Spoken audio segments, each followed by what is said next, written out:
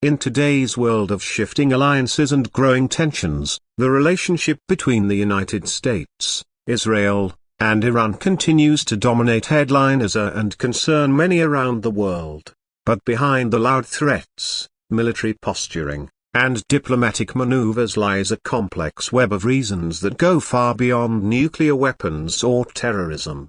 In this video, we're diving deep into the real reasons why the US and Israel are willing to go to war with Iran, or at least keep the pressure high enough that war always feels like it's one bad decision away. This is not about taking sides. This is about understanding power, influence, money, and history. This is Iraqi Dinar Updates, and here's what's really happening. Let's begin by addressing the elephant in the room: nuclear weapons. The official stance, repeated over and over again by both Washington and Tel Aviv, is that Iran must never be allowed to develop a nuclear bomb. Israel claims that a nuclear-armed Iran would be an existential threat, and the US says it would destabilize the entire Middle East. While these fears are not entirely unfounded, they don't tell the whole story. North Korea has nuclear weapons, yet neither the US nor Israel has considered military strikes there in the same aggressive way. Why the double standard? The answer lies not just in Iran's weapons capability, but in its role, its political ideology, its alliances, and the threat it poses to the current balance of power in the Middle East. Iran isn't just another country with ambitions. It's a regional power with a strong anti-Western ideology, a well-developed military industry, and a network of influence that stretches across Iraq, Syria, Lebanon, Yemen, and even parts of Afghanistan. Through its support for Hezbollah, its ties to militias in Iraq, and its backing of the Houthis in Yemen, Iran has created what many call a Shia crescent across the Middle East. This isn't just religious solidarity, it's strategic depth. And for Israel and the US, it's a red line. For Israel especially, Iran's reach into Lebanon and Syria is a direct threat. Hezbollah, backed and armed by Iran, has thousands of missiles pointed at Israeli cities. Iran's presence in Syria brings Iranian forces uncomfortably close to Israeli borders. And in Iraq, Iran's influence within the government and military undermines US efforts to maintain its own strategic position. It's not just about bombs, though, it's about control. Now, let's talk economics. Iran sits on one of the largest oil and gas reserves in the world. In a world increasingly dependent on energy security, this is a huge bargaining chip. But US and Israeli concerns go deeper than just oil barrels.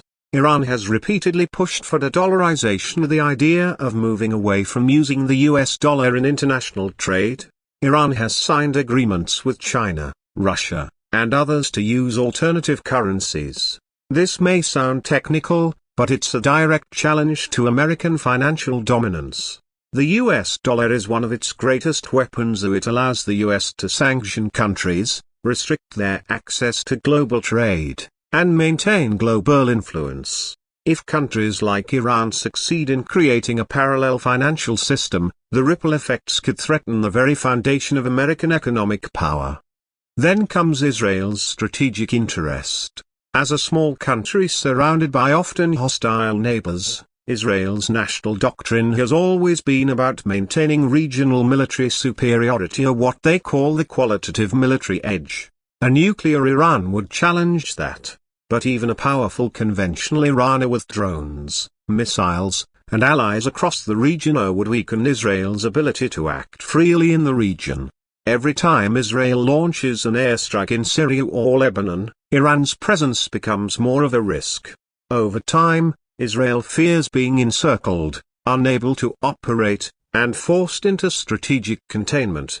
For a country used to having freedom of action, that's unacceptable.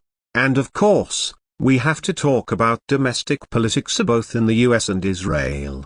In America, especially during election seasons, being tough on Iran plays well with both Republicans and many Democrats. It brings support from powerful lobbying groups, satisfies key allies in the Gulf like Saudi Arabia and the UAE, and portrays a strong image of American leadership. No president wants to look weak, especially after past failures in Iraq and Afghanistan. In Israel, Iran is a unifying threat. Prime ministers, regardless of their party, have used the Iranian issue to rally national support, distract from domestic problems, and justify controversial policies. A perceived external threat like Iran helps maintain internal cohesion, particularly when Israeli society is fractured over issues like judicial reform, settler policies, or relations with Palestinians. But what about Iran's side? Iran views itself not as the aggressor, but as a victim of decades of Western interference. Ever since the CIA-backed coup in 1953 that overthrew Iran's elected prime minister, the country has seen American influence as dangerous. The 1979 revolution that brought the Islamic Republic to power was not just about religion, it was about independence from foreign domination. Iran's leaders, especially the hardliners, see their regional policies not as expansionist, but as defensive, via creating buffers against US and Israeli attacks. From their perspective, it's Israel and America who are surrounding them, with military bases, sanctions, assassinations of scientists, cyber attacks, and support for opposition groups. So, is war inevitable? Not necessarily. War is always the last card, and both the US and Israel know that a full-scale conflict with Iran would be costly, deadly, and unpredictable. Iran has the ability to hit back through Hezbollah, through its missile systems, through asymmetric warfare. The Strait of Hormuz, where 20% of global oil passes, could be shut down. US bases across the Gulf could come under fire. Israeli cities could face missile barrages. This isn't Iraq in 2003. Iran has prepared for this. That's why, despite all the loud rhetoric, what we often see is shadow warfare, targeted assassinations, drone strikes, cyber operations, economic sanctions, and diplomatic isolation. The goal is not always to invade, but to weaken, pressure, and contain. But the longer this continues, the more the risk grows that one misstep, or one drone, one missile, one misunderstanding could ignite something much bigger. And in the background, we see a world that is changing. China and Russia are building ties with Iran. The BRICS countries are expanding. The US is no longer the only power on the bloc. Israel, despite its technological and military advantage, must navigate a world that is shifting from unipolar to multipolar. And in this new world, Iran is not backing down, it's pushing forward. So when we talk about the real reason for a potential US-Israel war on Iran, we must see the whole picture. It's not just about nuclear weapons. It's about maintaining dominance in the Middle East, controlling energy markets, safeguarding the global financial system, and managing domestic political narratives. It's about history, ideology, and the fear of losing control. And for small countries like Iraq caught in the middle, the consequences are enormous.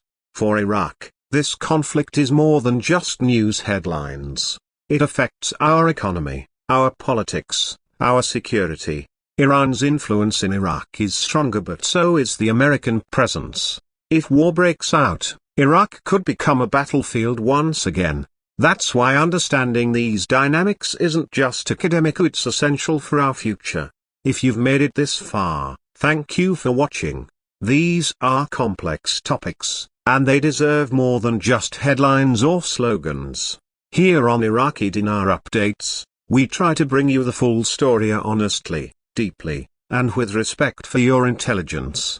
If you found this video helpful, don't forget to like, subscribe, and share. And tell us in the comments, so what do you think will happen next in this growing conflict? Will diplomacy win, or is war inevitable? Until next time, stay safe, stay smart, and keep questioning everything.